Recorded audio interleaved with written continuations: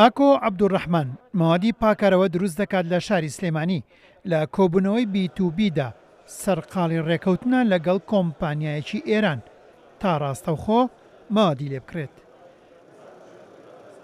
پێشتر چۆنەڵین لە دەستی دوو کڕیمانەوە بڵێن لە دەستێک هەبووە لە بینی شەریکە بۆ ئێمە لە ئێرانە، بەڵام ئێستامە هاتۆ ڕاستەوخۆیە ئەگە بێ بەڵێ هەم لە ڕووی نرخەوە هەرزانتر ئەکەکە وەختی تۆ ڕاستەخۆ کڕیت، هەم لەوەش کە ئەم وادانیکە ئەم باسیەکە ئێستامەوە کە پێشتر کڕیومە ئەم کوالەتی بەرزترە.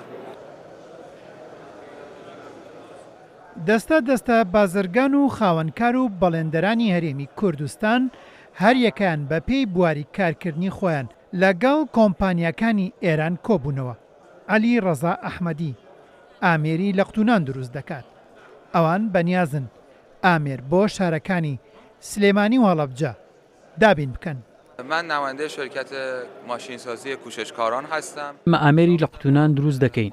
بەنیازین لەگەڵ چەند کۆمپانیایەک لە سلێمانی و هەڵەبجە ڕێک بکەوین تاکو ئەو ئامێرانە بهێنینە ئێرە و ئەوانیش کارگەی لە قوتونانی زەیتی زەیتون و دۆشا و مەوادی خۆراکی دروست بکەن. ساخت ماشین‌آلات چون در اینجا کارخانه‌های مواد غذایی بسیار زیادی لە پێشنگاکە زۆر لە کۆمپانیەکان بەشدارن، بەڵام لەو کۆمپانیانە 21 کۆمپانیا هاتووە لێرەیان لەگەڵ 6-7 کۆمپانیای خۆمان بتوانن دیدار بکەن، بە یەکەوە کار بکەن، بە یەکەوە هەماهەنگی دروستکەن.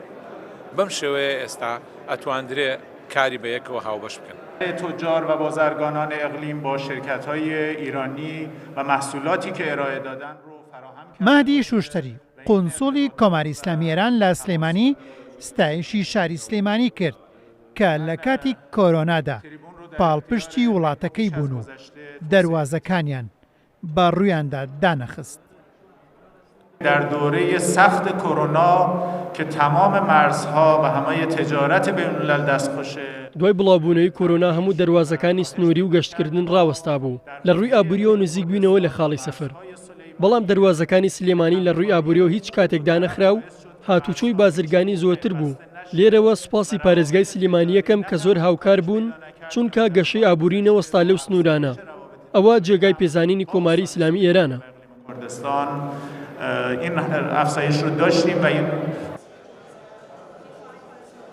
کۆبوونەوەی B2B کە لە پەراوێزی پێشانگای نێودەوڵەتی DBX-دا بوو دەرفەتێکی گرنگە تا شاری سلێمانی لە نزیکەوە ڕێکەوتن بکات لەگەڵ کۆمپانیا گەورەکانی کۆماری ئیسلامی ئێران بۆی کەرتەکانی ئابووری و بازرگانی و کوشت و کاڵ ببوژێتەوە و لە داهاتووشدا ڕاستەوخۆ هەردوو لە مامەڵە بکەن.